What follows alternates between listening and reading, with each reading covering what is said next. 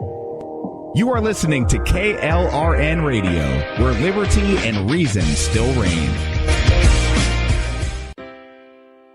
Most writers and radio show hosts know that to connect with your fans, you need to do more than just write books or record the latest podcasts. There are many different elements that go into forming an online platform, but there are also many hidden traps. To make matters worse, solid advice on how to survive the muddy waters is scarce. In the book Hidden Traps, I talk about some of the important issues of working with an online platform, highlighting traps that could put your physical or internet security at risk or be harmful to your reputation.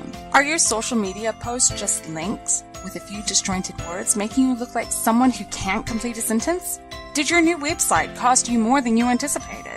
Are you leaking your personal contact details across the web without even knowing it? Then you need Hidden Traps. Hidden Traps is now available in paperback and ebook from a variety of retailers, including Amazon, Barnes & Noble, and Kobo. Visit blackwolfpublications.com for more details.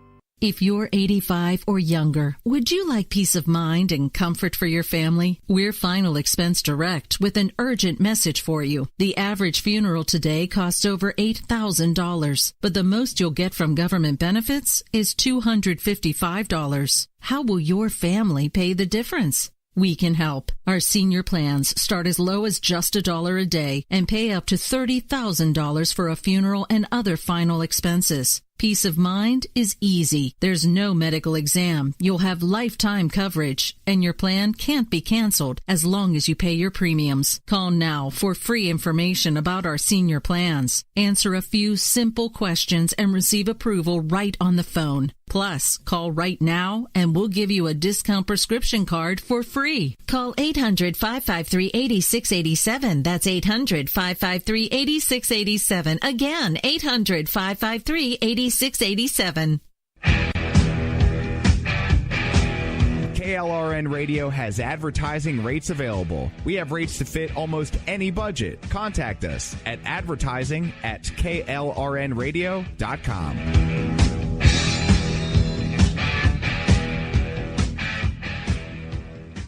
Everyone loves liberty. Our rights come from God, not the government. So why are you letting other people tell you what's best for your health care? Exercise your freedom with Liberty Health Share. Liberty Health Share is a community of people who voluntarily share one another's medical costs. Liberty Health Share is founded on the idea that most people truly want to help one another. Healthcare sharing allows members to do just that as a true community that supports one another in times of need. Liberty believes people should make decisions for themselves and their families. Members are able to take back the freedom to make their own decisions about their health care. Freedom from guilt or doubt about how your money is used. You have the freedom to direct your health care, not to be dictated to by bureaucrats. Stop letting others tell you what to do and join a community of like-minded people. Exercise your freedom. Join Liberty Health Share and take back the control of your health care while helping those around you. Call Liberty at 855-58-LIBERTY. Again, that's 855-58-LIBERTY for more information, or you can check them out at libertyhealthshare.org. Again, that's libertyhealthshare.org.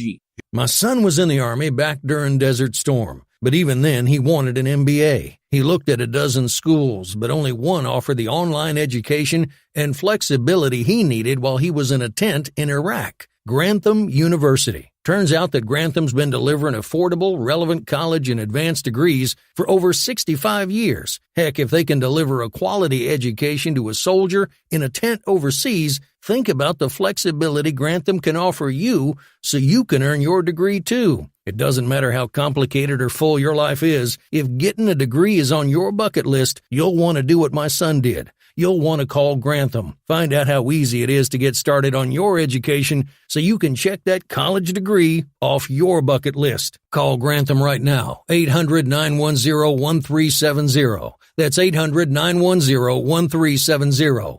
Flexible, affordable, relevant. Call 800-910-1370. At St. Jude, a family never sees a bill at all. It's like the world has been lifted off of your shoulders. St. Jude Children's Research Hospital. Finding cures, saving children. Learn more at stjude.org. Sometimes writers feel lost, unsure why a passage may not be working. It takes another set of eyes to help us nurture our writing into full maturity. At Black Wolf Editorial Services, we strive to enable writers to develop and grow, offering manuscript critiques and line edits through a mentoring editorial style. We also offer assistance on generating a writer's bio for your websites. Black Wolf Editorial Services, nurturing your writing into maturity. For a full list of services, visit blackwolfeditorial.com. You're listening to the Spark Radio Network, internet radio like you've never heard before.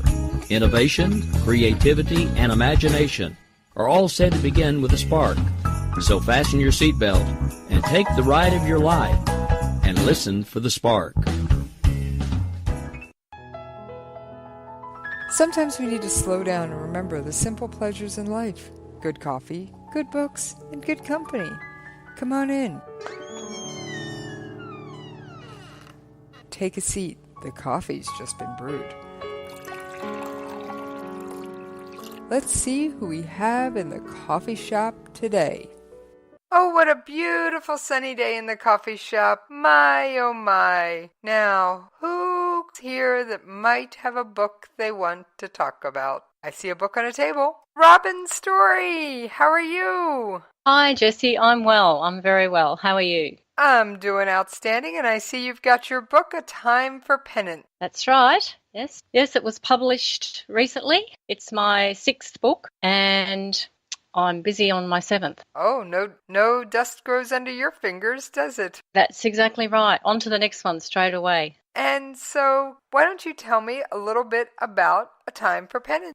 Okay. It's the story of a wealthy socialite by the name of Eva Dennehy, who murders her husband because he's been unfaithful to her. She gets away with it, but she lives with the guilt for 20 years. 20 years on, she gets the opportunity to travel back in time. Now, I won't say how she gets that opportunity because that would spoil the story. She gets the chance to travel back in time and live her life again in order to not make that same mistake and live a different life. But what she doesn't realise is it's not as easy as she thinks, and she ends up this time around having a lot more to lose.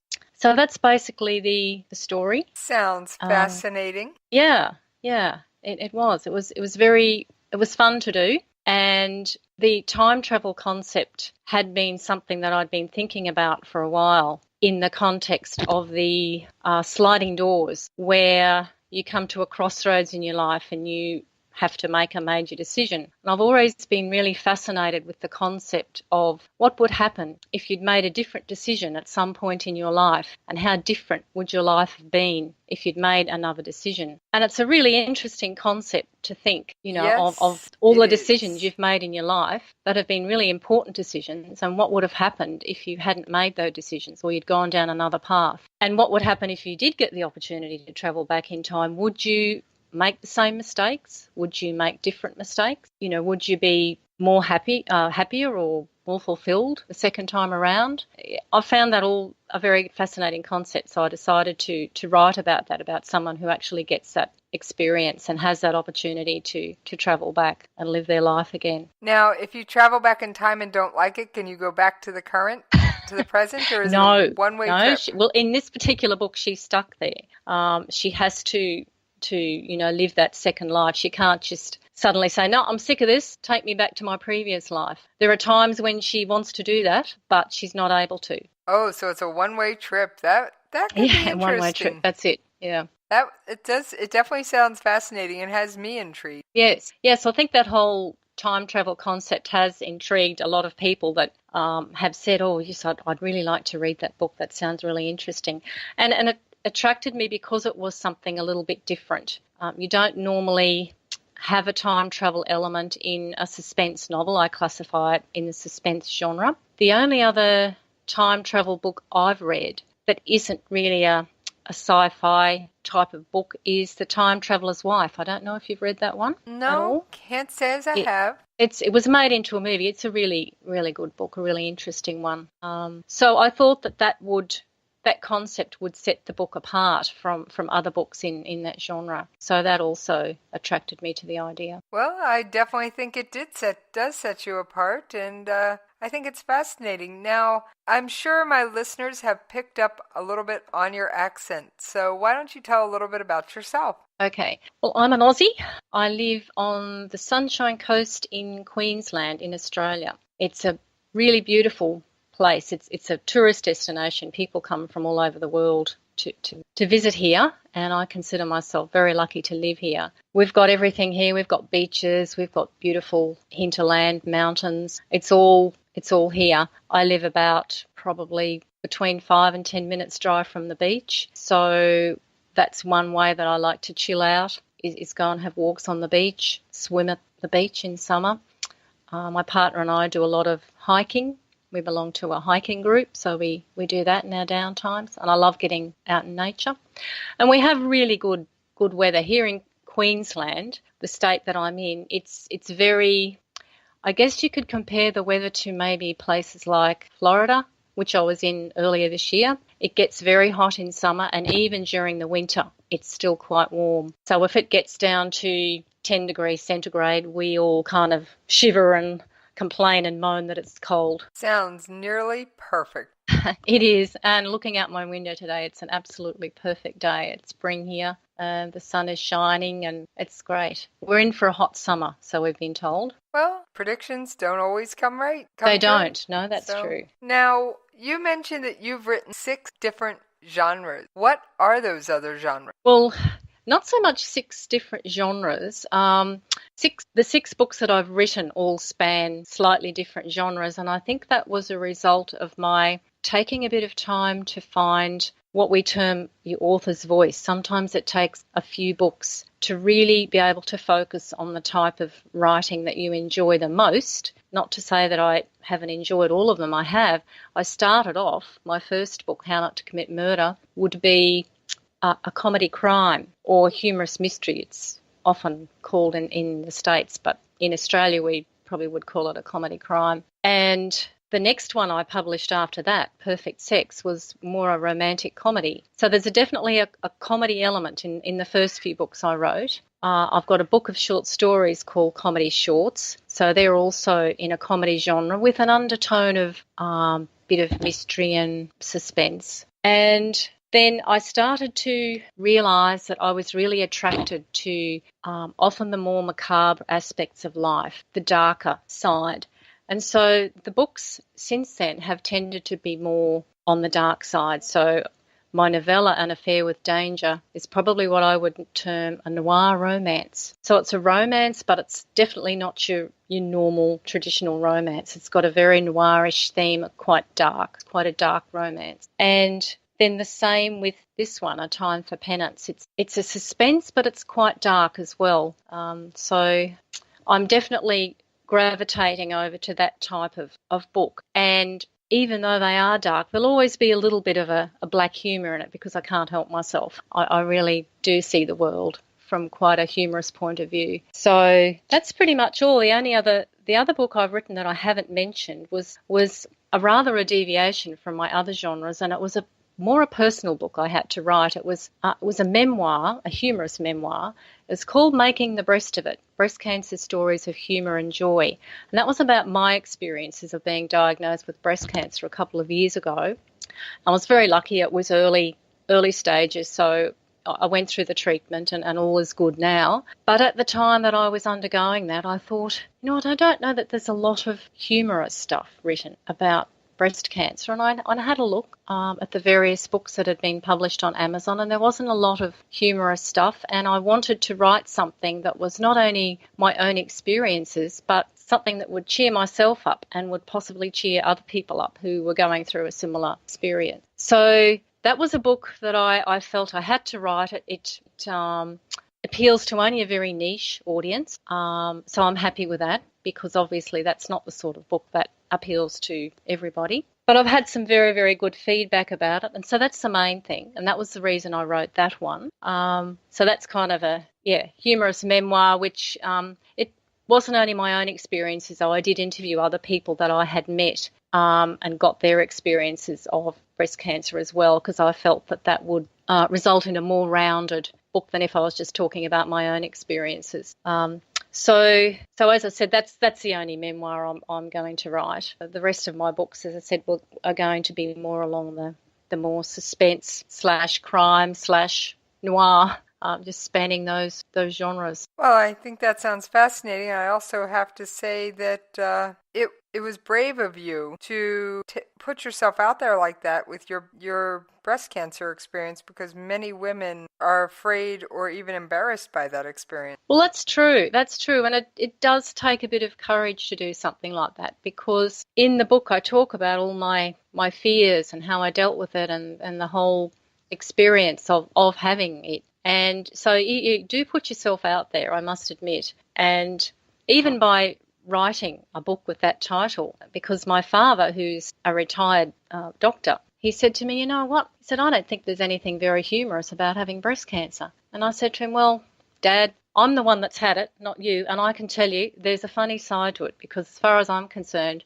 you can find humour in anything. So, but, you know, I have had people say there's nothing very funny about having breast cancer, and I do point out in the introduction of the book that I'm certainly not minimising the traumatic experience that it is for a lot of people, but I'm pointing out that no matter how bad an experience is, I think it's always worthwhile to try and find the funny side of it for your own well-being. Well, I have to say I've had many experiences in my life, and many times if I don't laugh, all I want to do is cry. So it's definitely a good attitude to have, because it is. I think so. I don't know if you looked at my bio before coming on the show. I did, actually. I did look at your bio. Yep.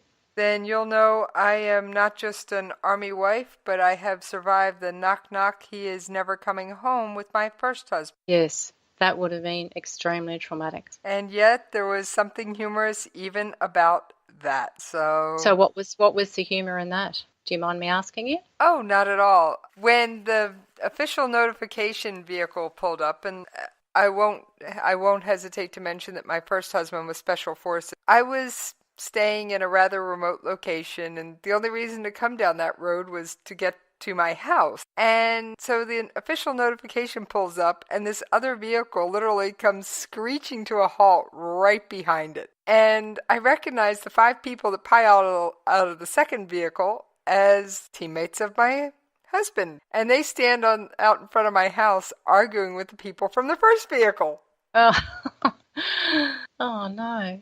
And well, so you knew something was definitely by up. this point, I'd already figured out what the first vehicle was there, given that everybody was dressed in their nice Class A uniforms, all dressed up. And there's only one reason. Yeah. And so I finally opened a second-story window and called out, hey guys, why don't you all come in and we can have this discussion inside? I don't think the wildlife in the area particularly cares. Yeah. Okay. So it was one of those things of, yes, it upset me, but that humor of that one moment of the notification has made me laugh for years. Yeah. Yep. Well, that's good.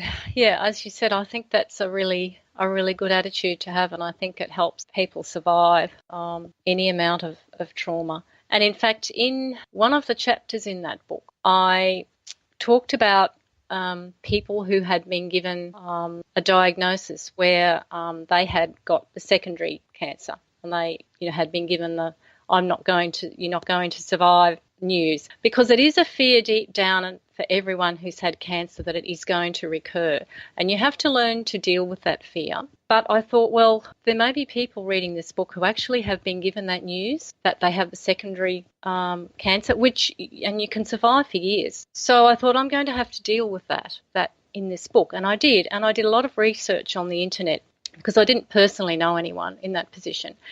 And I read a lot of people's experiences, and you'd be amazed at how much humour some of those people were able to derive from their situation, that even people who are terminally ill are the ones who can often see the most humour in their situation. So it was very interesting, very eye-opening for me to discover that. Well, I think that is outstanding that you discovered the strength and wonderful virtues of humor. And I think that's just such an incredible book, and it makes you an extremely strong woman in my eyes for having not only the courage to walk through that fire, but to also tell the world about it in a funny, lighthearted way. Thank you. Thank you for that. So now, on to a slightly different topic. They always say, don't judge a book by its cover. Everybody does. How do you get your beautiful covers? I have a very, very good cover designer. in fact, I'll give her a call out. It's Judy Bullard from Custom Ebook Covers. She's done all of my covers, and she's just done such a magnificent job. There is no way that I would ever attempt to do my own covers, and I think this is where perhaps some indie authors might fall down. You've got no idea. You're a writer, but you're not a cover designer. Some people might be both. If you actually do have those skills, then good, but most authors don't. And so I think it is really important to be able to outsource that job to somebody who knows what they're doing. And she's always done a brilliant job, and I just email her. I say, this is the book, the title, this is what it's about, and I just leave it up to her. And she just comes up with most brilliant covers. Well, I do think that people very much judge a book by its cover. And not only its cover, its title. I think the title is really important too. I have to agree, because the first thing you learn about a book is the title, and the second thing you see is the cover. Now, I do have to say, of all the authors I've had in the coffee shop, only one has designed his own cover, but he was also a graphic artist before he was a writer. Yes. Well, I mean, there are some lucky people who do actually have those skills, and that's great if they do. Otherwise, you need to outsource that. Definitely. And I do agree with you that authors who don't have a good cover or don't have someone else make their cover because they designed it themselves, I like to say they're shortchanging their precious word. Yes, I very much agree. Because it's so important. Visibility is so important when you've got your books there on Amazon and people have got literally millions of books to choose from, that if you don't have a good cover and a good title, then you're behind the eight ball to start off with. I agree. So what made you get started in writing? Oh, that's a very good question. I've always been a writer of some sort or another. I was a freelance writer for many, many years, writing for articles for magazines and newspapers. This is before the digital era. And I never would have thought in a million years, if you'd actually said to me back then that I would write novels, I would have just laughed at you and said, no way. But round about the early 2000s, I got an idea just out of the blue for a novel, and I thought, I'll just give it a go, see how it goes. That was actually Perfect Sex, which is the second novel I published, even though it was the first one I wrote. And the idea for that book was based on my own experiences of internet dating, which was a fairly new concept back in the early 2000s, not as commonly used as it is today. And so I set to and I wrote the book, and I really enjoyed the experience. And from then on, it was a case of, oh, okay, I think I'll do more books. So that's how I got started in writing novels. Now I'm concentrating solely on novels. I don't do any freelance writing at all now, because I do find the novel writing is much, much harder, but much, much more satisfying. So well, that sounds like a very interesting path, becoming a full-time writer. Yes, I'm a full-time writer now. And I've had I think you could probably say I've had a double life when it comes to what I've actually been doing. On the one hand, I was a freelance writer for many years. In conjunction with that, I've also worked for many, many years as a probation and parole officer. That was my other job. So that was what got me down the path of writing in the crime genre, because as you can imagine, over the years, I met many different types of characters in many different situations. And that was actually the concept, or that was the inspiration behind my comedy crime novel, How Not to Commit Murder, which was about a con man trying to go straight, and he gets blackmailed into becoming involved in a plot to murder his parole officer. So there was a comedy thread to that as well, and that was inspired by my experience working in probation and parole, and have subsequent books have also been. They're not actually, if they're not crime, they take place against a background of crime with characters in it who are either criminals or on the fringe of society. So that's been a really interesting part of my life. I retired from that job a couple of years ago, but it's been a really good source of material for my book. I was just about to ask, do you ever pull some of those bits and pieces from your previous life to your books? Well, they find their way in some way or another. Either characters that I've created will be based on characters that I've met through my job. And, I got a really good insight into the type of lifestyles that people live when they're on the fringes of society. So that all sort of goes into the mix when I'm creating a story. And, lots of doses of imagination thrown in as well, of course. Well, it sounds like you're definitely, for you, on the right track. And I do think every writer's path is different, unique, and follows its own trail. That's right. It's definitely right. Yeah. So what advice would you give to the writer who's wanting to become a published author, but yet they've written, but they've never published a thing? Well, my advice is really very simple. Write, read, and get feedback. Because I think that for my own personal development as a writer, I've attended numerous workshops and seminars over the years, both online and face-to-face, and that's been very useful. But I think that reading well-written books has really been such a valuable contribution to my own development as a writer. And not only that, but also getting feedback for my writing from either professionals or other writers who perhaps write in the same genre as you, who appreciate the genre that you're writing in and perhaps are on at least a level with you or a bit higher, who can give you genuine feedback that's positive but also can give you some pointers on how to improve your work. I'm very lucky to have a critique partner. She and I work together and we swap chapters of our books and give each other feedback.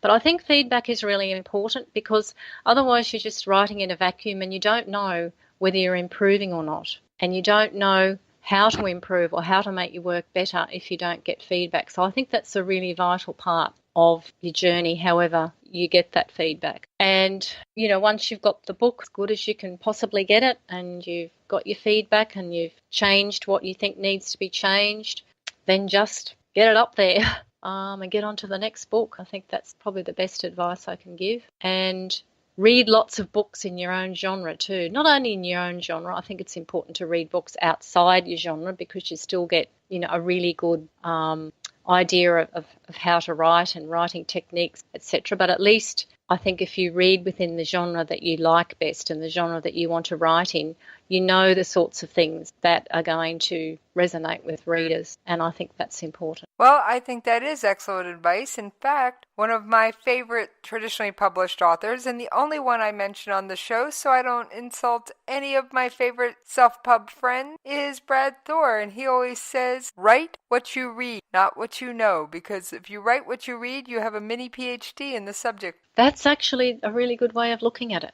Yeah, I mostly read crime. That's my first genre, crime and a comedy too. I read comedy, so I guess I'd say they're my two main genres that I read. But I like to read other genres, as I said, just to get a different perspective. But I always go back to my favourite genre. Well, I will admit my primary genre is thriller. However, I'll read anything that's with words that sits in front of me long enough, including the cereal box. Yeah. Yes, yeah. Sometimes the cereal box can be very interesting. You read that list of ingredients. List of ingredients, whatever they put on the back. I don't care. I'll read it all. It's got words. Yes. Now, I will have to admit, I'm no writer. And yes, I've tried. And I feel like I'm on this little island surrounded by writers. Right. It's just not my passion, folks. Yeah. Oh, well, that's completely understandable. Yeah. I mean, why try and do something if the passion's not there to do it? Because it's a pretty tough gig. And if you don't have the passion, you're not going to be able to persevere to get through it. Because sometimes that's all that's getting you through a novel is just the passion of the idea. You know that the idea, the concept, that the plot of the book is good. And it's, your passion for it is really the only thing sometimes that will get you through it. Well, I think that's, again, great advice. So, yes, I think so. Do you get up every day and just start writing, or do you have a daily routine, or does it change a little bit every day? No, it's a pretty basic routine. I try and get in front of my computer by about 9 o'clock in the morning at the latest. And as I said to you previously, before we started the interview, my partner and I, he works from home, and so we share an office, and so we work together quite well. And we usually break for lunch at about midday or something, and then we'll break again for the afternoon at about, say, 3 or 4. We go to the gym, usually go to the gym or go for a walk then. And then after dinner, we're back at the computer again. We don't watch TV. The TV hardly ever gets turned on at our place. My partner watches the Friday night football, which is a bit of a tradition over here. But apart from that, the TV doesn't get turned on at all. And at night, I tend to concentrate more on perhaps doing more marketing, promotional type stuff, requesting reviews, keeping my website up to date, any social media that might have to be done, that sort of thing. I more do that at night when my brain's a bit tireder. Having said that, if I need to have something written, I'll still do it at night. I do myself up a productivity schedule, and I list what I want to have achieved by the end of each month. And if I'm running a bit behind, then I'll sit down at night and continue on with my writing then. So it's a pretty full-on sort of a day, but it's good. And then a couple of days a week, sometimes just for something a bit of different environment, I'll go down to my local library and I'll just sit there for the day, take my lunch with me and work there. And I find that just working in a different environment, particularly sitting in amongst books, I think books seem to emit some sort of, some sort of secret hormones or something that get my creative juices going. And I often find that sitting in the library is a really good inspirational thing for me to do. And it gives my partner and I time away from each other, which is also good as well. Well, I think that's also good advice other writers could take. If you're having trouble writing, try changing your environment. That's right. And sometimes I'll go down to a coffee shop. That's more if I'm doing planning. I'll take a notebook and a pencil and I'll go down to my coffee shop overlooking the beach and sit there and write up notes, and I find that quite inspirational as well. So speaking of planning, are you a plotter where you plot out every little detail of the book before you start writing? Are you a pantser? No clue what's going to happen, just let the characters run away? Or are you one of those hybrids where you plot 3 or 4 little points and then figure out the details as you go? I think I'd have to say I'm definitely a hybrid. I mean, there's no way I could be a pantser. Just sitting there in front of a blank computer and not having a clue what I'm going to write about would make me extremely anxious.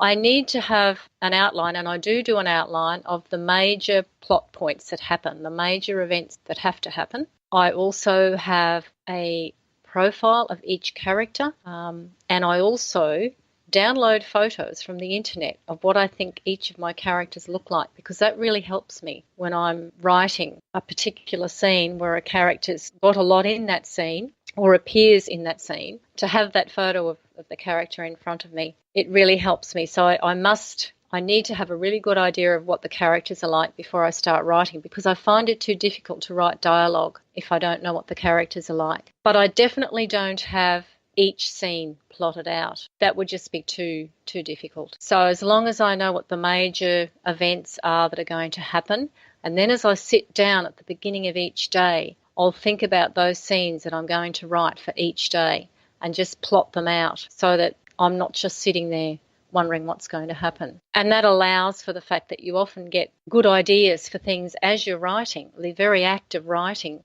sparks the creativity, and that gives you ideas for scenes along the way. So that's another reason why I think I would never plot a scene for scene, because I could just see that I would end up not using a lot of those scenes. So that's basically how I do it. And I also use a software which I think I've heard you mention on the show, Scrivener, which is very useful because it has the split screen, so I can be writing away on one side of the screen, and on the other side of the screen I can have my research notes, I can have a character photo, I can have a photo of the particular location that I'm working with in the story, and it really does just help to evoke the atmosphere that you want to have while you're writing the story. Well, yes, I have mentioned Scrivener on the show numerous times, and on my few futile attempts at trying to write, I have used it. So it does look like it's incredible software, but my heart just isn't in putting words on paper. But put me in front of the microphone and I switch on like a light bulb. Yeah, yes. We all have our different skills, definitely. I must admit, I love Scrivener, but my use of it is fairly basic, and I'm sure there are lots and lots of applications within it that I don't use. And it is a bit of a learning curve. I admit you've got to, when you first buy it, you do have to put aside some time to just sit down and say, right, I'm just going to spend the next 2 or 3 days totally learning how to use this. But once you've learnt the basics of how it operates, it's really, really good. I really would recommend it to anyone who's a serious writer.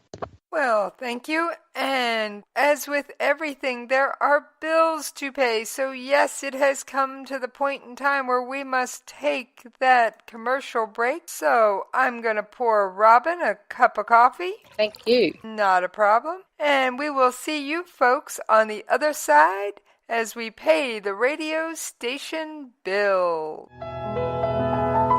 Most writers and radio show hosts know that to connect with your fans, you need to do more than just write books or record the latest podcasts. There are many different elements that go into forming an online platform, but there are also many hidden traps. To make matters worse, solid advice on how to survive the muddy waters is scarce. In the book Hidden Traps, I talk about some of the important issues of working with an online platform, highlighting traps that could put your physical or internet security at risk or be harmful to your reputation. Are your social media posts just links with a few disjointed words, making you look like someone who can't complete a sentence? Did your new website cost you more than you anticipated? Are you leaking your personal contact details across the web without even knowing it? Then you need Hidden Traps.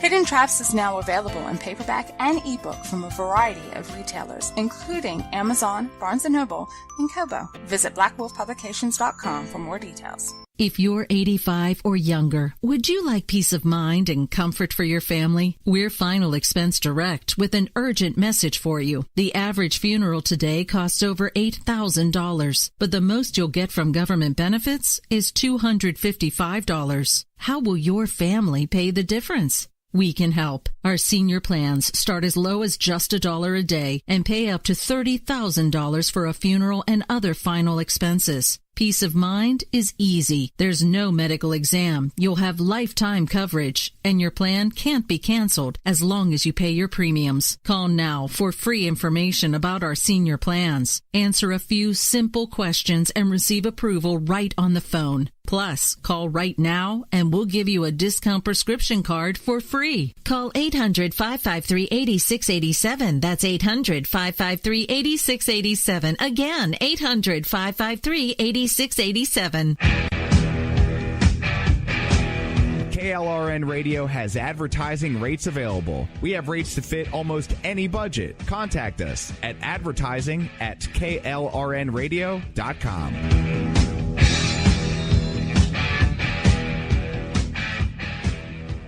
Everyone loves liberty. Our rights come from God, not the government. So why are you letting other people tell you what's best for your health care? Exercise your freedom with Liberty Health Share. Liberty Health Share is a community of people who voluntarily share one another's medical costs. Liberty Health Share is founded on the idea that most people truly want to help one another. Healthcare sharing allows members to do just that as a true community that supports one another in times of need. Liberty believes people should make decisions for themselves and their families. Members are able to take back the freedom to make their own decisions about their health care. Freedom from guilt or doubt about how your money is used. You have the freedom to direct your health care, not to be dictated to by bureaucrats. Stop letting others tell you what to do and join a community of like-minded people. Exercise your freedom. Join Liberty Health Share and take back the control of your health care while helping those around you. Call Liberty at 855-58-LIBERTY. Again, that's 855-58-LIBERTY for more information, or you can check them out at libertyhealthshare.org. Again, that's libertyhealthshare.org. Sometimes writers feel lost, unsure why a passage may not be working. It takes another set of eyes to help us nurture our writing into full maturity. At Black Wolf Editorial Services, we strive to enable writers to develop and grow, offering manuscript critiques and line edits through a mentoring editorial style. We also offer assistance on generating a writer's bio for your sites. Black Wolf Editorial Services, nurturing your writing into maturity. For a full list of services, visit blackwolfeditorial.com. All right, thank y'all for hanging in there with us while we paid those radio station bills. And Robin is still with us, Robin Storey, telling her story. Sorry, Robin. That's right, I'm still here.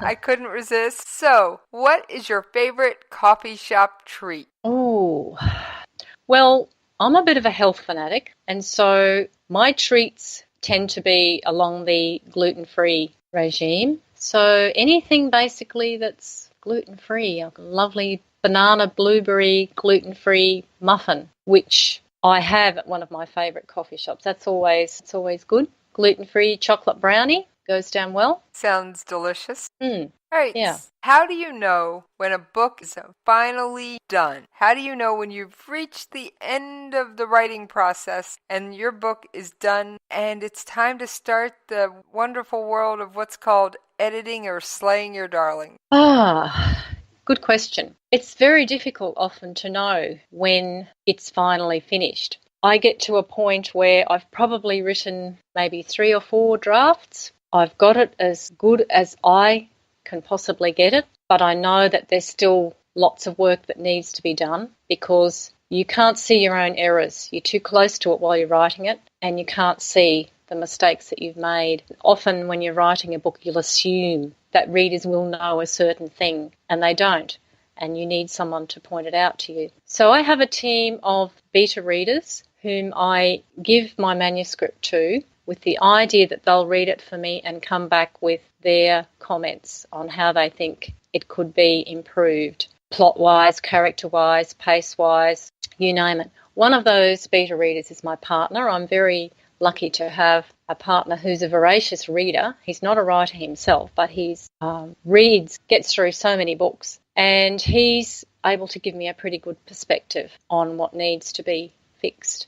And then I have maybe 3 or 4 others that I also send the book out to, or the manuscript, I should say, at this stage. I get their comments back and I go through and I look at the comments and I decide. Usually I'll go along with what people say. Not always. Sometimes a comment might be made about a certain thing and, you know what, I don't agree with that. I'm going to keep that in. But most of the time the comments are worth considering and the changes are worth making, particularly if more than one person makes a particular, then usually you think, well, if more than one person has said that this particular aspect of the book is weak, then chances are it is. So I'll go through and fix up those particular aspects of the book, get it as good as I can, and then from there it goes to the proofreader, and the proofreader will look at it for spelling, punctuation, context, sentence construction, grammar, and I always get a professional to do that for me.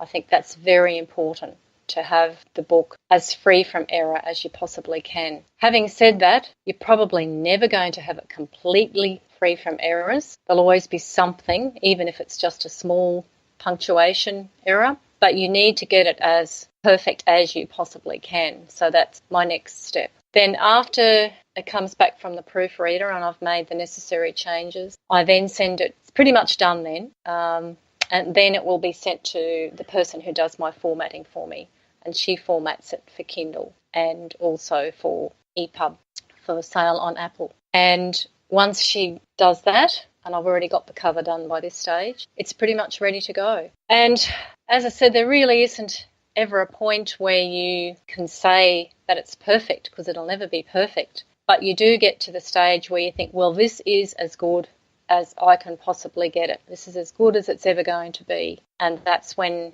you know it's the right time. Then after it's published on Amazon as an ebook, I then go through the process of getting it done for print, because all my books, bar my comedy shorts book, which is an anthology of short stories, all of my books bar that one are also available in print. So I go through and I get the book formatted for print as well.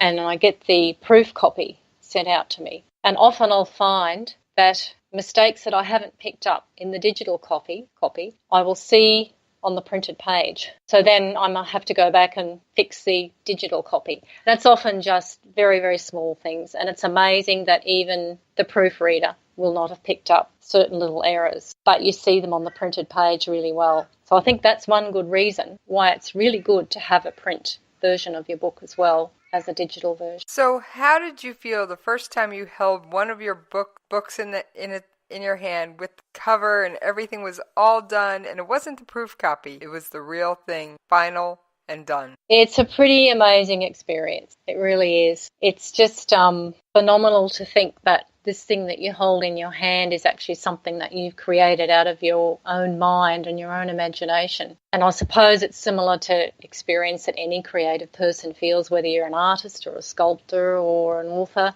that you've created this thing which wasn't there in the world before, but it's been totally yours, and, you know, hopefully in the future many, many people will get to enjoy that book. And it's a pretty awesome feeling. So you mentioned you're working on another book. Yes. Is this going to be yet a different genre, or is it going to be something in a genre you've already written? This book is only going to be a short, what I would call a novella, which is a book that's less than 40,000 words, about half the length of a normal novel. And it's what I would call a suspense/crime novel. So it's in a similar genre to the previous books that I've written, or the previous recent books that I've written. Unfortunately, I haven't thought of a title for it yet, and this is always problematical, because when I get to the end, I'm nearing the end of the second draft now, so I've got a couple more drafts to go. I'm hoping to publish it by the end of the year. But it's always difficult when you don't have a title, I think, to sort of think of one.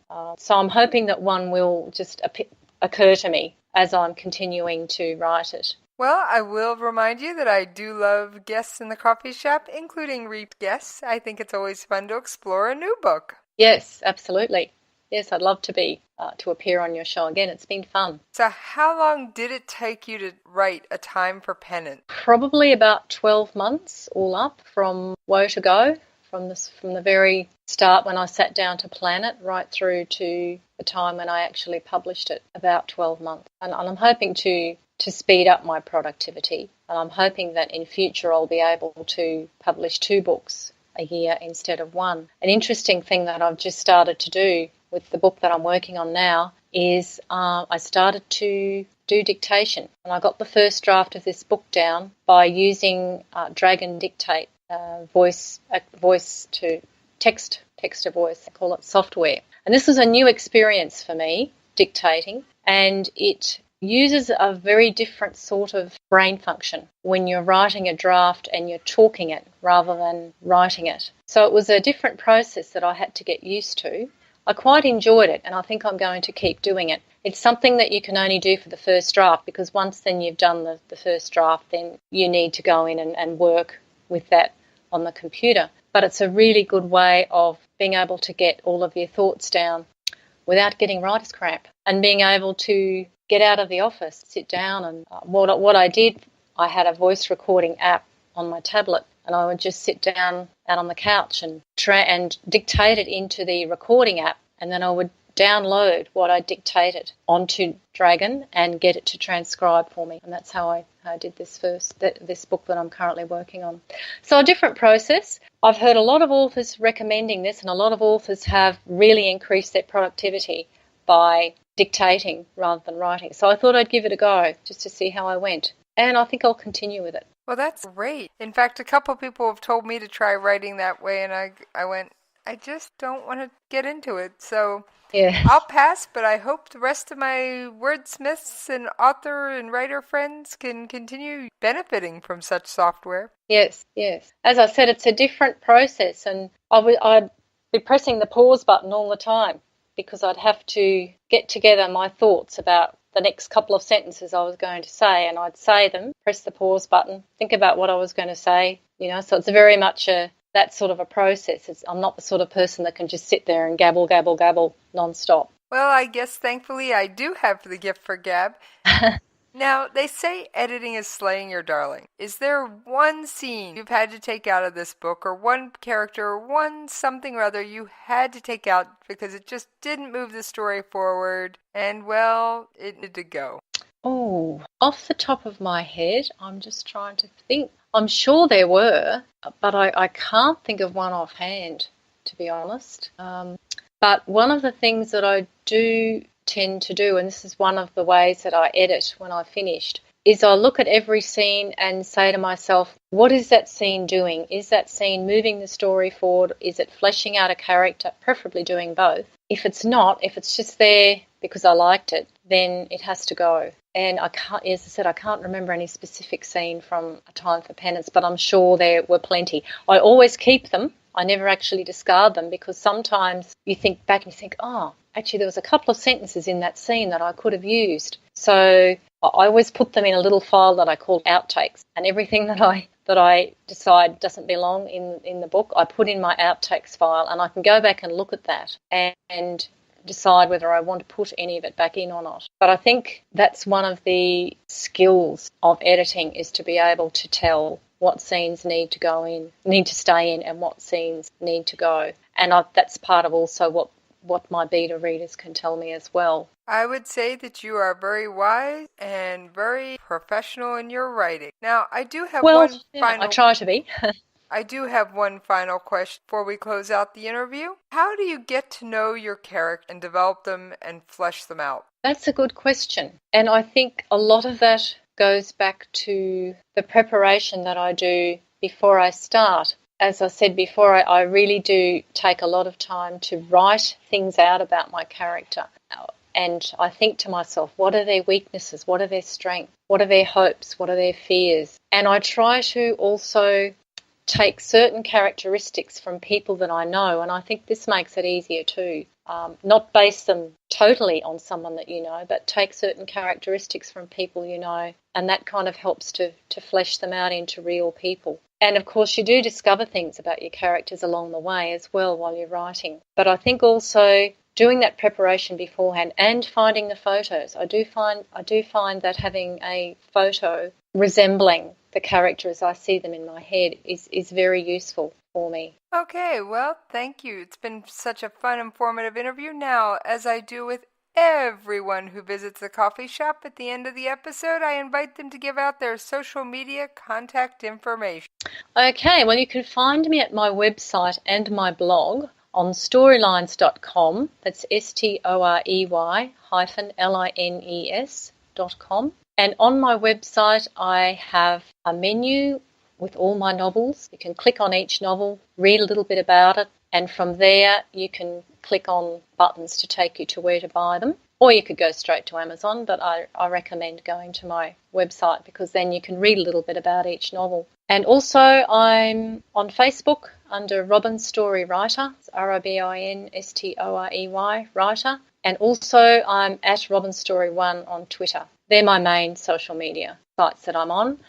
Also on my website, I have social media button. You can connect to me straight to me. And for anybody trying to track me down, you can find me on Twitter at Jessie's POV. That's JESSIES POV. Or you can drop me a line at the station. That's Jessie, JESSIE, at KLRNRadio.com. And that's valid whether you want to be a guest in the coffee shop or just reach out to me because you missed some little tidbit of information in an episode. And now I'm going to snatch a time for penance off the table, pour myself a cup of coffee, and settle down with a good book. And I will see you folks next time in the coffee shop.